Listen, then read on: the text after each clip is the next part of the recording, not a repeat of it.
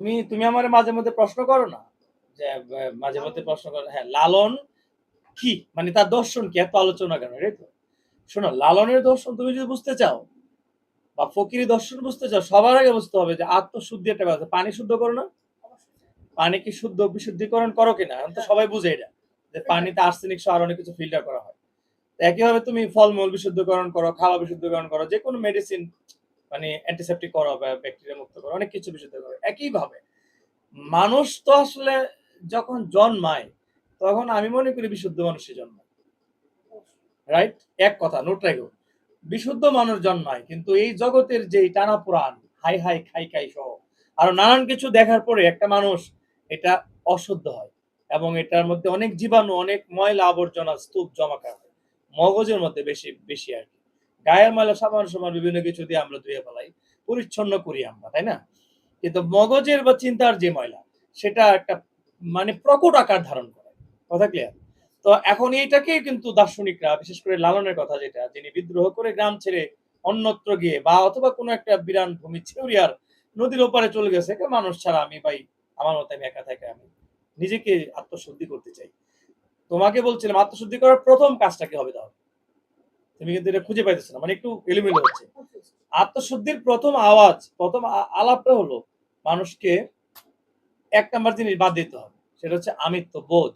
আমিত্ব বোধ মানে কি? আমিত্ব বোধ মানে তো আসে আমি রাজা, আমি তুমি প্রজা, আমি বড় তুমি ছোট, আমি এদেশের 93% মুসলমান, আমি এদেশে, হ্যাঁ কি কোস, আমি মুসলমান, আমার হিন্দু দেশে গেলে হিন্দুরা বলতেছে হ্যাঁ আমি 85% আমি হিন্দু, বা অমুক দেশে বৌদ্ধ, আমি হ্যাঁ বৌদ্ধ। এই যে আমিত্বটা চলে আসে এখানে, কিন্তু তুমি জাতপাত সব চলে আসে। বা আমি টাকাওয়ালা, আমি সাদা, আমি লম্বা, আমার নাক খারাপ, তোমার নাক বোচা, অনেক কিছু আছে। এই সমস্ত কিছুকে মানে ডিলেট এবং ফরম্যাট দেওয়ার জন্য কিন্তু লালন বলেছেন, ঠিক আছে, সহজ মানুষ ভোজে দেখ রে মন দিব্য জ্ঞানে। ঠিক আছে, তাহলে মানুষ সহজ হও, মাটির দিকে তাকাও, কোমল হও, নরম হও এবং সহজ হয়ে যাও কেন। এবং দিব্য জ্ঞান, ওই যে আধ্যাত্মিক চেতনা, নিজের আত্মশুদ্ধির জন্য যে বোধ, মানে আমিত্ব বোধ বাদ দেওয়া, আমি তো বোধ বাদ দেওয়া এত সহজ, এতই সহজ, কার পক্ষে সহজ? এই যে উনি যে গানে তোমারে বললো যে বাকির আশায়, আরে নগদের লোভে বাকির আশা কে ছাড়লো এই ভুবনে, বলে না? আমরা সবাই জানি যে আসলে পরকালে অনেক হুর পরি, অনেক দুধের নহর, অনেক ফলমূল, আসমান থেকে চাইলেই চটকার মনে যে একটা কবুতরের মাংস আইসা আমার সামনে হাজির। আমরা অনেক কিছু, আমাদের স্বর্গের কথা বর্ণনা আছে, আমরা কিন্তু এগুলো জানি। এবং এখানে অনন্তকালের যৌবন, এই যৌবন আর শেষ হবে না। পুরুষের বেলায় বেশি ব্যাপারটা আছে। তো আমরা কি সেগুলো জানার পরেও কি আমরা এখানে বাটপারি, চিটারি, ঠকবাজি কি বাদ দিতেছি কেউ? ম্যাক্সিমাম, আমি ভালো লোক আছে, সাধু আছে, মুমিন আছে, মুমিন মানুষ আছে কম। তা আমার কথা হচ্ছে সবার আগে বাদ দিতে হবে কি জানো? আমিত্ববোধ। এটা অত সহজ নয়, এত সহজ নয়। সহজ হওয়া এত সহজ নয়। আর ২ নাম্বার উত্তর তোমার দিয়ে দেই। মানে আমি যতটুকু ফকির দর্শন যতটুকু বুঝছি আমি, সেটা হলো ভোগবাদিত্ব যেটা, মানে ভোগবাদিত্বটা বাদ দিতে হবে। ভোগবাদিত্বটা কি জিনিস? গাড়ি, বাড়ি, নারী, পোশাক, বিলাসিতা, এক্সক্লুসিভ ব্র্যান্ডেড প্রোডাক্ট, এটা সেটা, ভালো খাবার, ভালো জায়গায় যাবো, আমি অমুক জায়গায় গেছি, অমুক ভ্যালিতে গেছি, আমি সুইমিং পুলে গেছি, আমি বারাতলা সুইমিং পুলে সাঁতার কাটছি।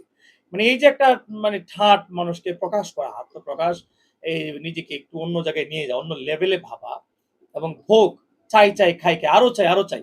এটা মানুষের কত চাই, তারপরেও চাই চাই। এইটা কিন্তু সাধুরা, মানে লালনের যে সাধু যে দর্শন, এইটা কিন্তু থাকা যাবে না। বুঝতে পারছো? তাহলে ২টা জিনিস আমি তোমাকে বললাম, যে একটা হচ্ছে যে আমার ভোগবাদিত্বটা বাদ দিতে হবে। ভোগবাদিত্ব বাদ দেওয়া তো সহজ না কিন্তু। তাহলে তোমাকে যেতে হবে ওই যে সাধুর সঙ্গে, লালনের আখড়ায় যেতে হবে, বা অন্য জায়গায় যেতে হবে। ঘরেও হইতে পারে, বাড়িতেও হইতে পারে, সংসার করেও হইতে পারে। কিন্তু আমি চাই চাই খাই খাই, পরে ঠকায়া ঠকায়া যেমনি হোক সামহাও, এটা কিন্তু করা যাবে না।